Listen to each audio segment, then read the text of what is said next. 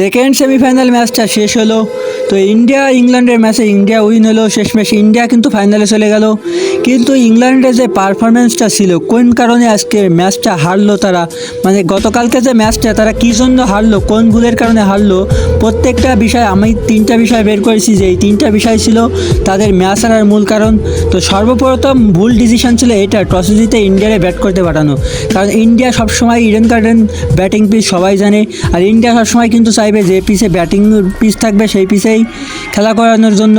তো সর্বপ্রথম ইন্ডিয়ার ব্যাটে দেওয়া আর নিজের পায়ে নিজে কুড়ুল মারা কিন্তু একই বিষয়ে। টসে যখন জিতেছে বল ফার্স্ট নেওয়া, মানে আমার মনে হয় এটাই ছিল ম্যাচ হারার 50%। আর বাকি 50% ছিল ইংল্যান্ডের বোলিং লাইন আপ, দুর্বল bowling line up and fielding, বাজে ফিল্ডিং, 2-3টা ক্যাচ মিস করেছে, দেন বাজে ফিল্ডিং করেছে। ওই অবস্থায় কিন্তু 255 রান করে ফেলেছে ইন্ডিয়া। তো ইন্ডিয়া কিন্তু বোলিং পিচ ব্যাটিং পিচে কী পরিমাণ ভয়ঙ্কর হতে পারে ঘরের মাঠে সেটা কিন্তু আমরা আগেও দেখেছি, এখনও দেখতেছি। তো আরেকটা শেষ মানে মেন আরও একটা কারণ, এইগুলো তো যাই হয়েছিল, কিন্তু শেষে যায় যে শ্যাম কারানের এই যে ইনিংসটা দেখো, সে 14 বলে 18 রান করেছে। যখন সে ব্যাটে আছে তখন প্রতি ওভার প্রতি 15 রান লাগবে, সেইখানে এসে সে 14 বলে 18 রান করেছে। বিষয়টা বোঝো তোমরা, যেখানে প্রতি ওভারে 15 রান, মানে তার যে 14 বলে খেলায় 14 বলে রান করা উচিত ছিল 40 রান, সেইখানে করেছে 14 বলে 18 রান। তো সে একটা ভালো অলরাউন্ডার হয়ে মারকুটি ব্যাটিং হয়েছে, এরকম টেস্ট ইনিংস খেলবে বা ওয়ানডে স্টাইলে ইনিংস খেলবে, যেখানে তার T10-এর মতো ইনিংস খেলার কথা, মানে প্রত্যেক ওভারে 15 রান, সে 14টা বল খেলেছে, তার রান করতে হয় মিনিমাম 30 রান, তাইলে ম্যাচটা কোনো রকম কিছু একটা হয়। এই যে 7টা রান, কাকে দোষ দিবা তুমি? একটা প্লেয়ার একেবারে প্রথম থেকে শেষ পর্যন্ত মায়েরকুটে ব্যাটিং করে 255 রান তারা করতেছে, যেখানে বিশ্বসেরা 2টা প্লেয়ার আছে, জাসপ্রীত বুমরা, অক্ষর প্যাটেল, তারপরে হার্দিক পান্ডিয়ার মতো ফাস্ট বোলার রয়েছে। তারপর এদের বিরুদ্ধে ভাই এই যে রানগুলো, যেখানে বরুণ চক্রবর্তীর মতো স্পিন বোলার বিশ্বসেরা 3-4টা প্লেয়ারের সঙ্গে বিরুদ্ধে যায় 255 রান চেস করা অসম্ভব। আর সেখানে 100 রানের যে ইনিংসটা খেলা করেছে না ভাই, জাস্ট অসাধারণ ছিল।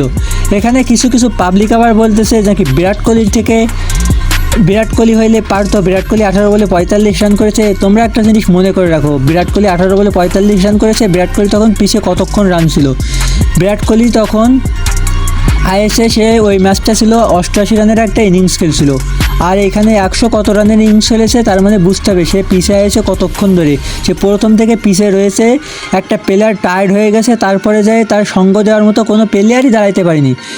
যদি উইল জ্যাকস যেমন দাঁড়াইছিল এরকম আরেকটু একটা প্লেয়ার যদি তার সঙ্গে একটু ধরে দিত, ঠিকঠাকভাবে মার করে ব্যাটিং করে দুইজনে রান তুলতো, তাহলে ম্যাচটা বেরোয় যাওয়ার সম্ভাবনা ছিল। তো সবশেষে একটা কথা বলি, ইন্ডিয়ার জন্য গুড লাক ছিল আর ইংল্যান্ডের জন্য ব্যাড লাক ছিল, এইটা ছাড়া কিছু না। ব্যাড লাক এট ইংল্যান্ড, সেই ইংল্যান্ড টিমটা অনেক ভালো খেলেছে, মানে প্রথম থেকে এই টুর্নামেন্টে একটা পাওয়ারফুল টিম ছিল। তো ফাইনালে চলে গেছে নিউজিল্যান্ড ভার্সেস ইন্ডিয়া। তো গতকালকে আমি ইন্ডিয়া আর নিউজিল্যান্ডের ম্যাচে কী হবে সেগুলো তোমাদেরকে নিয়ে হাজির হয়ে যাব। তার জন্য ভিডিওটা টিকটক থেকে দেখলে ফলো করবা, ইউটিউব থেকে দেখলে চ্যানেলটা সাবস্ক্রাইব করবা, তাহলে কালকের ম্যাচে কে জিতবে সেটা তোমাদেরকে বলে দেবো। আমি কিন্তু বলছিলাম, আগের ভিডিওয় বলে দিয়েছিলাম যে ইন্ডিয়া জেতার চান্স অনেক বেশি থাকবে, কিন্তু ইংল্যান্ড যে সহজে হার মানবে, হার মানার পাত্র ইংল্যান্ড না। ইংল্যান্ড ম্যাচ হারবে, কিন্তু এমন জায়গায় যায় হারবে সেটা তোমরা দেখেই তো নিলে কী হইলো। তো তার আগের ম্যাচের ঠিকঠাক মতোই বলছিলাম, তো কালকের ম্যাচটা ইংল্যান্ডের জেতার কথা বলছিলাম, ইন্ডিয়া জিতেছে। তবে আমি তোমাদের প্রথমেই বলছিলাম যে ইন্ডিয়া জেতার চান্স অনেক বেশি থাকবে, কিন্তু সেটাই হয়েছিল। একতরফা জেতার কথা ছিল, কিন্তু একতরফা কিন্তু জিতেনি, বেশ হাড্ডাহাড্ডি লড়াই করে জিততে হয়েছে।